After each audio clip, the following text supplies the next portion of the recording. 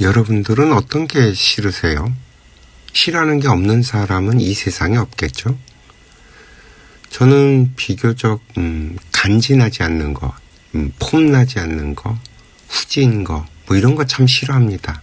그렇다고 제가 멋있다고 생각하지도 않고 또 멋있게 뭘 어떻게 하겠다라고 애쓰는 편도 아니라서 그냥 그런데 또 누군가 나를 건드리면 못 참고 폭발을 하죠.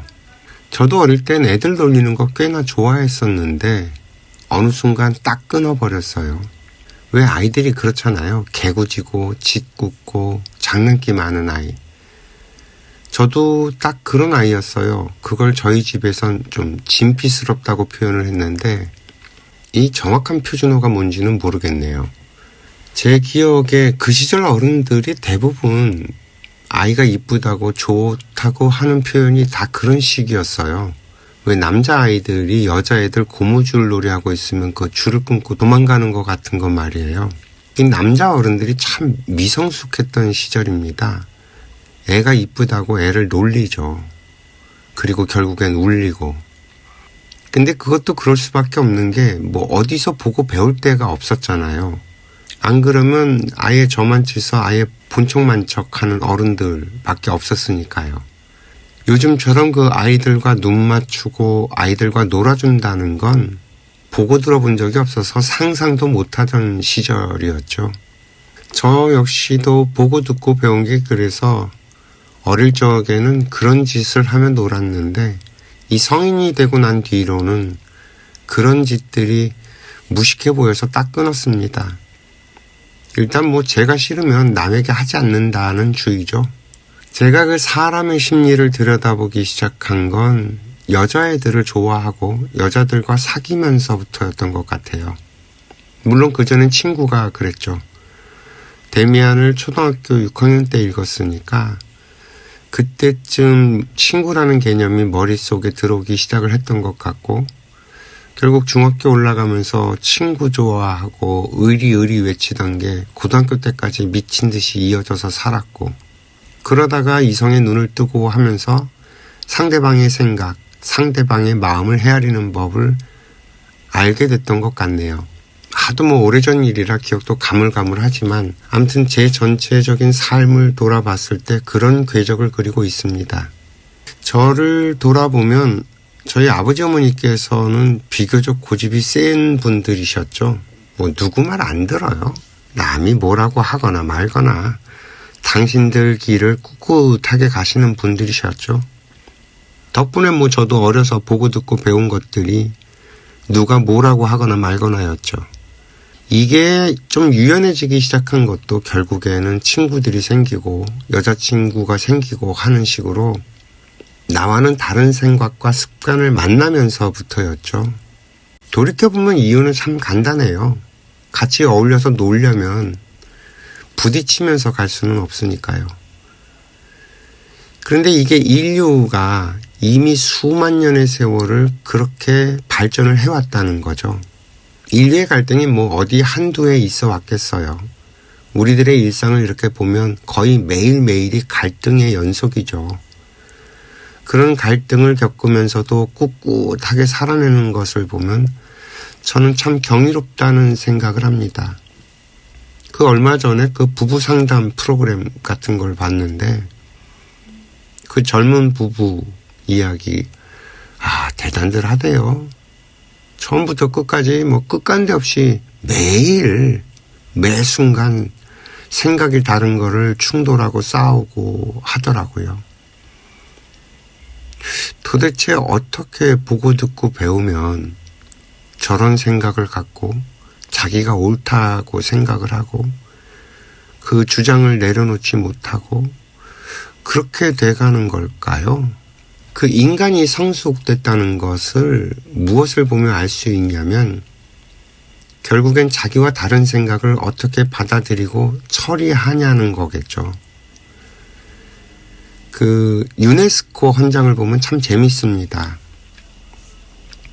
전쟁은 인간의 마음속에서 생기는 것이므로 평화의 방벽을 세워야 할 것도 인간의 마음속이다.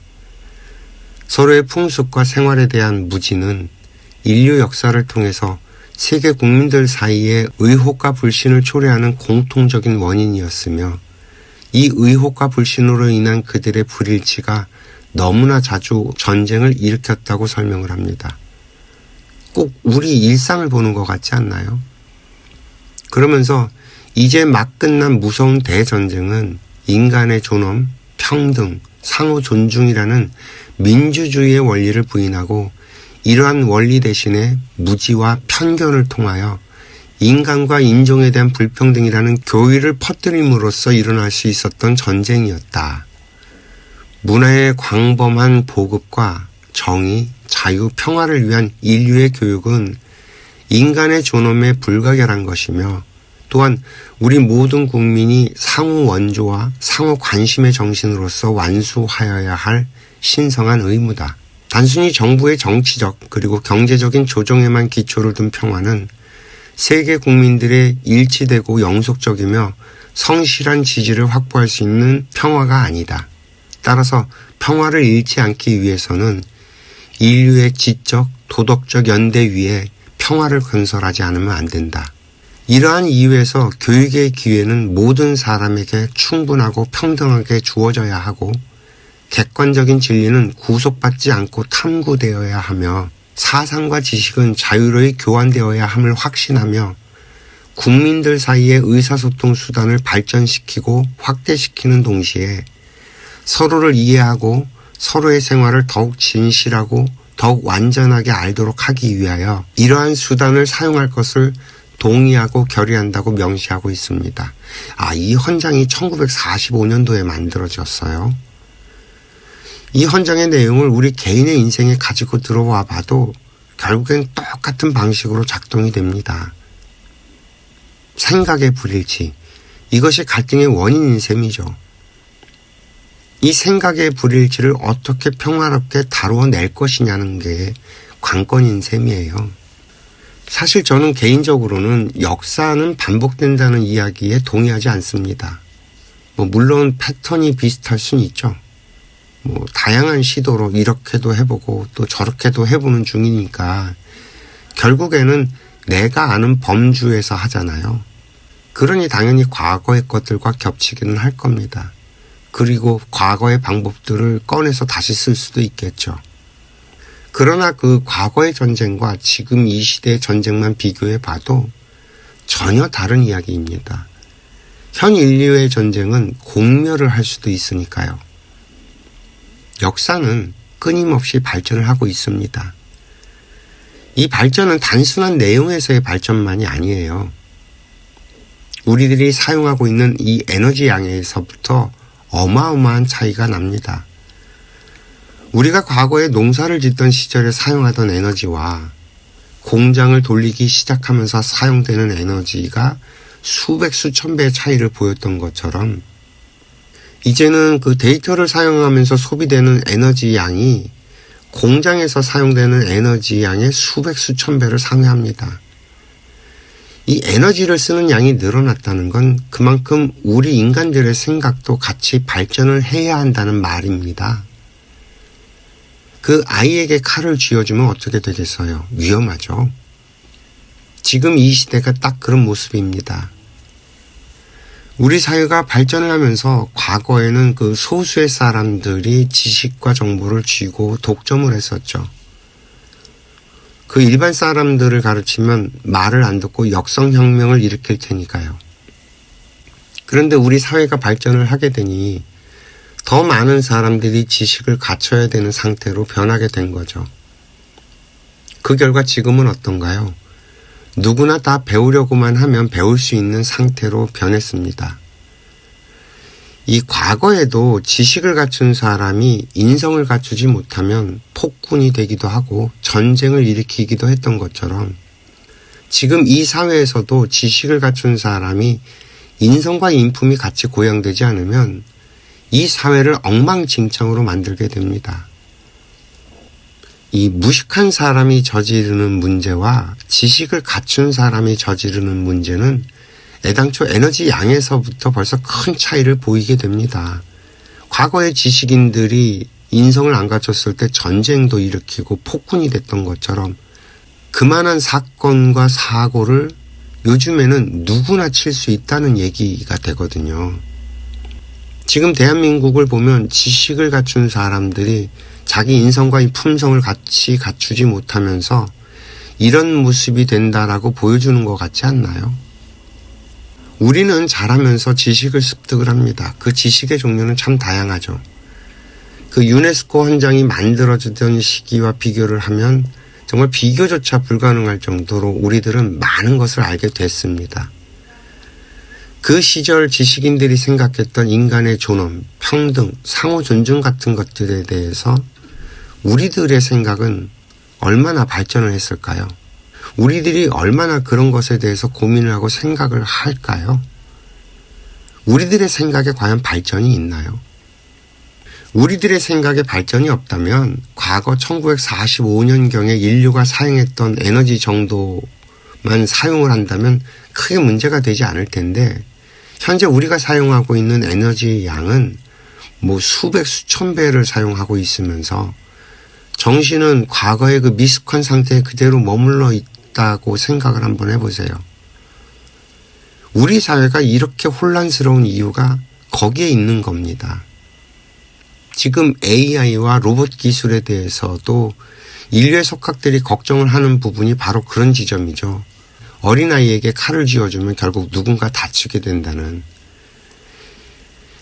이 편리한 세상에 등 따시고 배부른 인간은 5만 가지 딴 생각을 하게 되어 있습니다. 저절로 그렇게 된다는 거죠. 우리가 이 딴 생각을 건전하게 만들어가지 못한다면 결국 우리들은 공멸을 하게 된다는 것도 알아야 하고요. 현재 우리들이 쓰고 있는 에너지 양이라는 게 그런 상태라는 말입니다. 아니 그럼 어쩌라고 싶죠? 내가 존중받을 권리가 있는 것처럼 상대들을 존중하라는 거예요. 내가 내 생각을 말할 권리가 있듯이 다른 사람들도 자신의 생각을 말할 권리가 있다는 겁니다. 그래야 평등하겠죠. 이처럼 상호 존중만 이루어진다면 이 세상이 이렇게 어지러울 일은 없습니다. 우리 흔히 하는 말 있죠. 아무리 그래도 이건 아니죠 싶은 것들도 그 속을 파고 들어가 보면 일어날 일이 자연의 법칙을 따라서 정확하게 일어나고 있다는 걸 우리는 알아야 합니다. 우리가 나만 알고 살면 그래서 다른 사람들이 보이지 않게 되면 다른 사람들과 충돌이 생기는 건 너무 당연합니다. 우리는 내가 배우고 아는 만큼 이 세상을 보는 실력과 눈을 같이 길렀어야 하고요. 또 그에 걸맞는 인성과 인품을 갖췄어야 합니다. 지금 이 시대에 이런 인성과 품성을 갖춘 사람이 너무 없다는 거죠. 우리의 생각 마인드를 조금만 올리면 분명히 다르게 보입니다. 다르게 보이면 다르게 행동을 하게 되고요.